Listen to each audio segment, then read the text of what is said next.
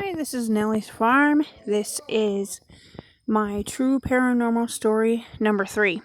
If you hear something weird in the background, that's old Nellie dog, who I named Nellie's Farm after. She rolls around in the ground and makes weird noises like a little pig. Anyways, this story is about the house that I owned in Fort Smith, Arkansas.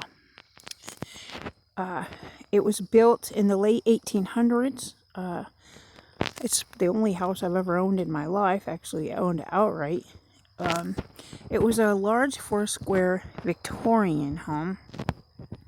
And the original owner of the house, his name was Clarence Smith. This was in the historic district at Fort Smith, Arkansas. Clarence was actually buried in the backyard. The city didn't even know about it. I told them in the 1940s. But I don't know where his wife was buried because he was married. I couldn't find a whole lot on him when I tried to do some research, but he was a business owner. He owned a factory nearby.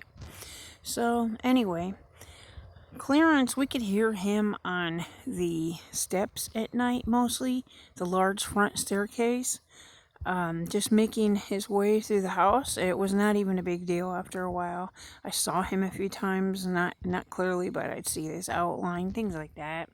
Feel him. That really wasn't, a big deal. But one night, my ex and I and all the kids, we went for a drive and ended up in a really old cemetery in the country.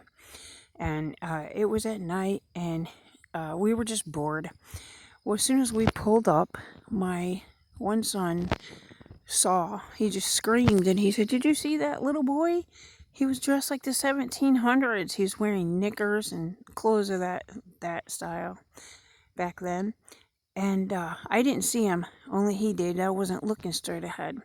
I guess our headlights shone on him, and then he disappeared after that. Well, we ended up bringing him home with us.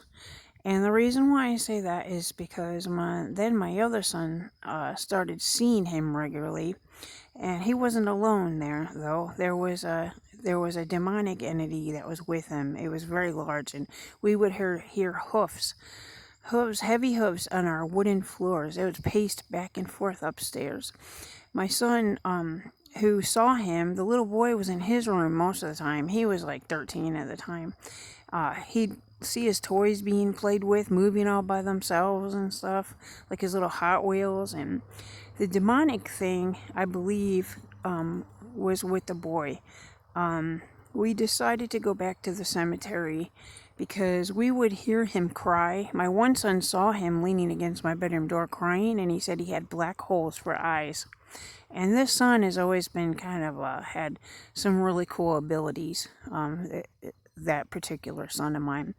And it just hurt me so bad, thinking he might be suffering. Maybe I should take him back, I thought. So we drove back to the cemetery, and wouldn't you know it, all of that activity stopped. So, the hooves, hearing the hooves on the floor and the heavy breathing from that thing, apparently it held him hostage. And I've heard this before, that the demonic entities will literally hold people hostage. So my views about Christianity changed then. It's complicated, but I started realizing everything was not as simple as in black and white like Christianity thinks. So, not all souls immediately go to heaven and this and that. But anyway, I wanted to share that with you because it was pretty crazy. So, this is Nellie's Farm signing off. True Paranormal Story number 3. Thank you for listening. I love you guys. Have a great weekend.